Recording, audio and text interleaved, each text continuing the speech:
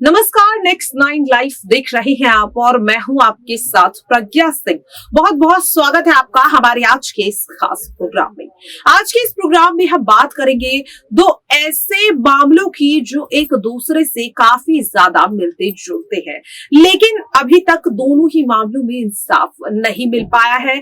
यहाँ पर बात हो रही है मशहूर टीवी एक्ट्रेस वैशाली ठक्कर और तुनिशा शर्मा की। दरअसल दोनों के केसों में जो सबसे ज्यादा सिमिलैरिटीज हैं वो ये है कि दोनों ही नामी एक्ट्रेस थी, सफलता की ऊंचाइयों को छू रही थी और दोनों ने ऐसे वक्त पर अपनी जान लेने का फैसला लिया जब दोनों की ही जिंदगी में कई ऐसे मोमेंट्स खास थे।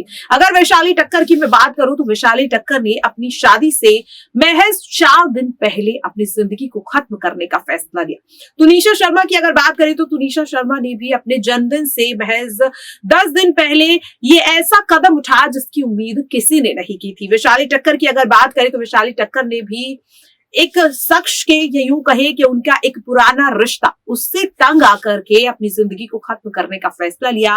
बात यहाँ पर हो रही है उनके एक्स बॉयफ्रेंड राहुल नवलानी की। राहुल नवलानी के खिलाफ लगातार इंदौर पुलिस छानबीन कर रही है। तुनिशा शर्मा के केस में सिमिलैरिटीज कहीं ना कहीं एक्स बॉयफ्रेंड से ही जुड़ती हुई दिखाई दे रही, क्योंकि शहजान खान भी तुनिशा शर्मा के एक्स बॉयफ्रेंड थे, को एक्टर थे। लेकिन यहाँ पर वैशाली जाते जाते इस बात पर मोहर लगा गई कि उनके निधन के लिए सिर्फ और सिर्फ राहुल नवलानी और दिशा नवलानी जिम्मेदार है। हालांकि तुनिशा ने ऐसा कुछ नहीं किया, जिसकी वजह से अब इस कड़ी से ये दोनों केस एक दूसरे से अलग हो जाते हैं। यानी कि तुनिशा जाते जाते इस तरीके का कोई आखिरी नोट या कोई ऐसा सबूत नहीं छोड़ गई जिसके बाद शहजान खान पर ये मोहर लग सके कि शहजान की वजह से ही तुनिशा का निधन हुआ, जिसकी वजह से यहाँ पर शहजान कहीं ना कहीं अभी भी शक के सिर्फ कटघरे में खड़े हैं, वो पूरी तरह से मुजरिम नहीं है। और अब यहाँ पर अगर मैं बात करूं जिस तरह से कि आरोपी होते हुए भी अगर राहुल नवलानी को जमानत मिल सकती है तो फिर शहजान के खिलाफ तो कोई सबूत नहीं है, फिर भी क्यों लगातार ये कहा जा रहा है कि शहजान को सजा मिलनी चाहिए, शहजान को जमानत नहीं मिलनी चाहिए।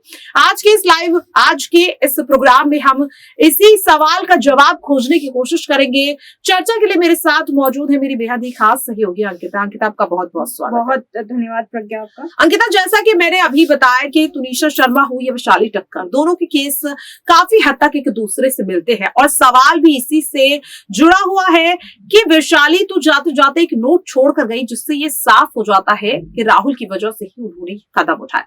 फिर भी राहुल नवलानी को जमानत मिल चुकी है, चाहे जो भी जिस भी आधार पर मिली हो। ऐसे में शहजान खान के लिए सजा की मांग करना जबकि उनके खिलाफ कोई सबूत भी नहीं मिला है, क्या ये सही है? देखिए, अभी तक सबूत नहीं मिला है शहजान के खिलाफ। शहजान आरोपी है, मुजरिम नहीं है। लेकिन ये जो केस पूरा देखने में आ रहा है कि वैशाली ठक्कर हो या फिर तुनिशा शर्मा, दोनों ही बहुत मिलता जुलता केस है। हालांकि कुछ इसमें अंतर भी है, जहां पर एक और तुनिशा शर्मा ने किसी को भी नहीं बताया कि आखिर उसकी वजह क्या है जिसकी वजह से इतना बड़ा कदम उठाया है। लेकिन वैशाली ठक्कर में सीधे सीधे राहुल नवलानी का नाम लिया था। अब यहाँ पर ये सवाल बन रहा है कि आखिर क्यों आरोपी को जमानत नहीं मिल रही है। शहजान खान की यहाँ बात करूं तो शहजान खान को क्यों जमानत नहीं मिल रही, क्योंकि उसके पास तो कोई सबूत भी नहीं है उसके खिलाफ। यहाँ तक कि राहुल नवलानी के खिलाफ तो एक पूरा सबूत था, फिर भी उसे जब जमानत मिल गई। तो इस सवाल पर प्रज्ञा यही जवाब है कि राहुल नवलानी को जमानत मिली है। कोर्ट ने कहा है कि जो सबूत है उनकी कमी की वजह से जमानत दी जाती है, लेकिन उस बीच में एक 3 महीने का वक्त है। यानी कि 3 महीने तक राहुल नवलानी ने अपने जेल में बिताए हैं। अब यहाँ पर अगर शहजान खान को लेकर के चले तो शहजान खान का पूरा केस तो अभी अभी हाई कोर्ट पहुंचा है और उसके बाद इतना लंबा समय भी नहीं बीता जितना राहुल नवलानी में बीता था। तो हो सकता है कि शहजान खान के इस पूरे केस में भी 3 महीने तक या यूं कहें कि 2 महीने तक ये पूरा केस चले, क्योंकि इतनी जल्दी किसी भी एक बात पर खरे उतरना, किसी भी सबूत को मान लेना और उस पर सजा सुना देना, कोई फैसला सुना देना कोर्ट के लिए इतना आसान नहीं होता। कोर्ट को भी बहुत ही जांच परख करके फैसला लेना पड़ता है, क्योंकि अगर वो मुजरिम नहीं है, वो एक बेकसूर इंसान है, तो कोर्ट उसे सजा नहीं देगी। इसीलिए कोर्ट भी जानबूझ करके अपने प्रोसेस को आगे बढ़ाती है, वो जानबूझ करके समय लेती है। अगर वो समय नहीं लेगी तो हो सकता है कि कुछ गलत फैसला भी हो जाए, और किसी के भी दबाव में कोर्ट नहीं आता है। कोर्ट अपना फैसला तभी सुनाएगा जब कोर्ट समझेगा, जज समझेंगे कि हाँ, इस मुजरिम पर ये फैसला सुनाना सही है, जो कि अभी शिजान खान नहीं है। शिजान खान के खिलाफ कोई सबूत नहीं है। आगे आने वाले दिनों में ये देखा जा सकता है प्रज्ञा की या तो शिजान खान को जमानत मिलेगी या फिर 30 तारीख को कोई ना कोई बड़ा जरूर कुछ होने वाला है, कुछ खुलासा जरूर होगा, क्योंकि तुनिशा शर्मा के वकील जैसे सामने आ रहे हैं, जैसे बोल रहे थे वो कि हम शिजान खान के खिलाफ सुप्रीम कोर्ट तक जाएंगे, और फिर उसके बाद हाल ही में मामा का बयान सामने आया, वो कह रहे हैं कि हम तैयार हैं, अगर कोर्ट वनीता शर्मा को भी बुलाता है तो वनीता शर्मा भी पेश होंगी।